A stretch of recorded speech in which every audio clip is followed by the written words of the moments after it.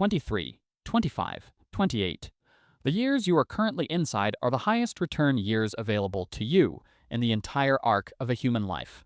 And the return is not financial, it is compound. Every hour invested in skill, in health, in discipline, in building anything real during these years produces a return that the same hour invested at 35 cannot replicate. Not because the hour is worth less at 35, because the compounding has fewer years to run, and the specific way most men waste these years is not dramatic. It is not visible from the outside. It does not look like failure. It looks exactly like a normal life, spent waiting for conditions to improve, for clarity to arrive, for the right moment to begin the thing that keeps getting planned and never started. A life that is fine. A life that is not building anything. Peter Parker had power. He wasn't using responsibly from the moment the spider bit him. Not because he was lazy, because he was young, because the stakes didn't feel real yet, because the consequence of not using it fully hadn't arrived to make the urgency concrete. The Uncle Ben moment changed nothing about his capability.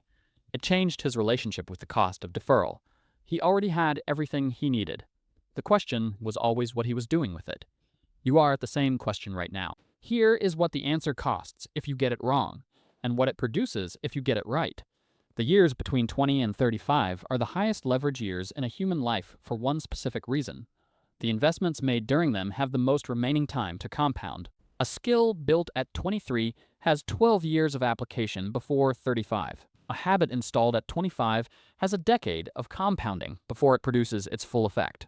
A physical capacity built at 22 runs on an engine that recovers faster, adapts more readily, and builds more efficiently than the same engine at 38. The compounding is not metaphorical. It is the literal arithmetic of time applied to any investment in self. The man who understands this in his 20s and acts on it arrives at 35 with a compounded position that looks, from the outside, like exceptional talent or exceptional luck. It is neither.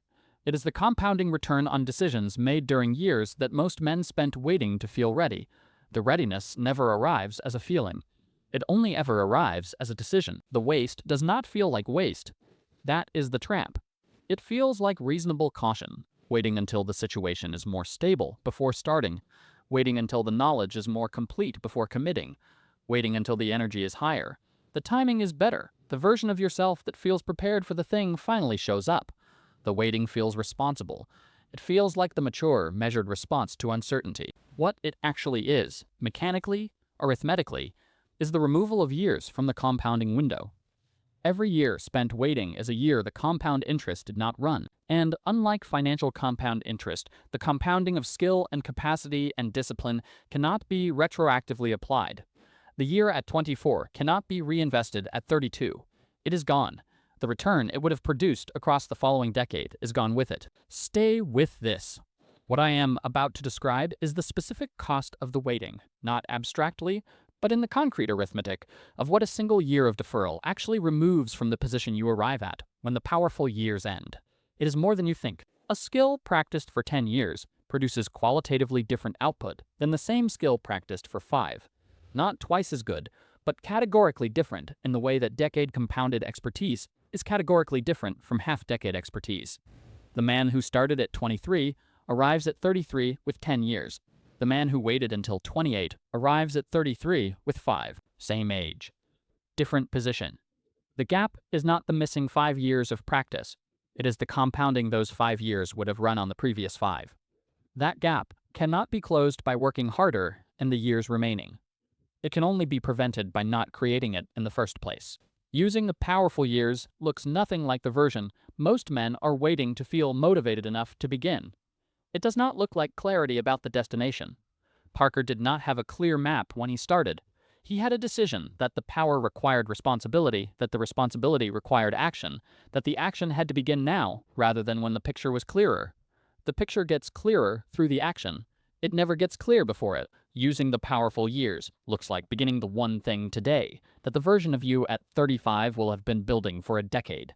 Not the perfect thing, not the fully planned thing. The thing, the skill, the practice, the physical capacity, the financial habit, the creative discipline, whatever it is, that the man you want to be at 35 has been doing every day since his mid-20s.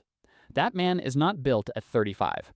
He is built in the daily choices made during the years you are currently inside. One decision, made today, run consistently for the remaining years of this window. The compounding begins on the day it begins, and not before. Every day of deferral is a day the return did not start. Parker's greatest regret was not that he lacked the power. It was that he had it and didn't use it when the window was open. Your window is open right now. You came into this expecting to feel urgency, to leave this video with the motivated, activated feeling that produces a burst of effort that lasts 4 days and then dissolves back into the waiting. Understanding. The man who acts on urgency acts until the urgency fades. The man who acts on understanding acts until the understanding is no longer necessary, because the habit has taken over and runs without the feeling. The understanding is this: the years you are currently inside will not return. The compounding they could have started will either be running by the time you are 35, or it will not. No amount of effort at 35 closes the gap created by waiting at 25. The window closes. Not dramatically, gradually. Quietly, the way a door swings slowly on its hinge until it is shut, and the sound it makes when it closes is nothing at all. The urgency you are waiting to feel is the wrong signal. The understanding you needed is in this video. What comes next is entirely your decision. Tonight, name the one thing. The specific practice, skill, capacity, or discipline that the man you want to be at 35 has been building daily since his mid-20s. Not the goal, the daily behavior. Not the destination, the thing done today. Write it in one sentence. Specific, timed. The behavior, not the intention. Then start tomorrow, not Monday, not when the plan is complete. Tomorrow, because the compounding starts on the day it starts, and every day before that start is a day the return does not run. Parker did not wait until he fully understood the responsibility before accepting it. He accepted it and built the understanding through the doing. The same sequence is the only one available. Clarity is downstream of action. The powerful years do not wait for the clarity. They run whether you use them or not. You are not waiting for the right moment. You are spending the right moment waiting. The window is open. The compounding starts today, or it starts later. And later is the most expensive word in the language of these years. One sentence. Tonight, one behavior.